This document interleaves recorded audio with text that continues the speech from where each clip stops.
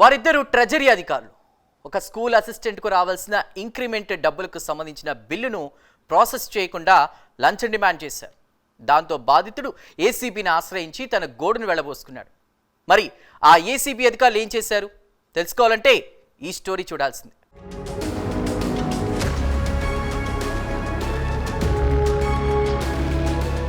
అల్లూరు జిల్లా చింతూరు మండలం నరసింహాపురం గ్రామంలో పాఠశాలలో స్కూల్ అసిస్టెంట్గా ఎస్ ఫకీర్దర్ పనిచేస్తున్నాడు.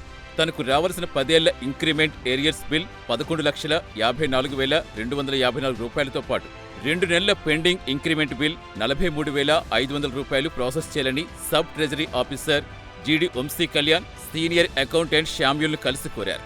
అయితే 2 బిల్లులు ప్రాసెస్ చేయడం కోసం వారు 2 లక్షల రూపాయలు డిమాండ్ చేశారు.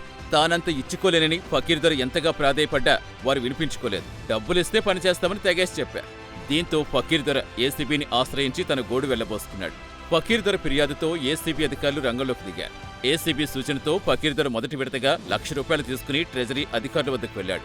ఫకీర్దర్ వద్ద 1,00,000 రూపాయల లంచం తీసుకుంటుండగా చింతూరు గ్రామంలో వారి కార్యాలయంలో ఏసీబీ అధికారులు రెడ్ హ్యాండెడ్గా పట్టుకున్నారు.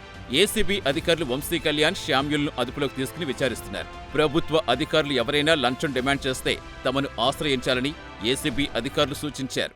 ఈ కేసులో ఫిర్యాదుదారుడైన ఫకీర్ దొరగారు ఈయన ఈ నరసింహాపురం విలేజ్ లో గవర్నమెంట్ ట్రైబల్ వెల్ఫేర్ ఆశ్రమ హై స్కూల్లో బాయ్స్ స్కూల్లోని హెడ్ మాస్టర్ గా పనిచేస్తున్నారు.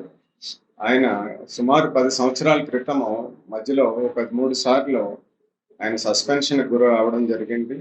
ఈ 10 సంవత్సరాల తాలూకా సస్పెన్షన్ కొంత మధ్యకాలంలో సస్పెన్షన్ ఇంక్రిమెంట్ ఏరియర్స్ డబ్బులు సుమారు 12 లక్షల రూపాయలు అతనికి రావాల్సి ఉంది. అతను దానికి సంబంధించి జనవరి నెలలో బిల్లు పెట్టడం జరిగింది.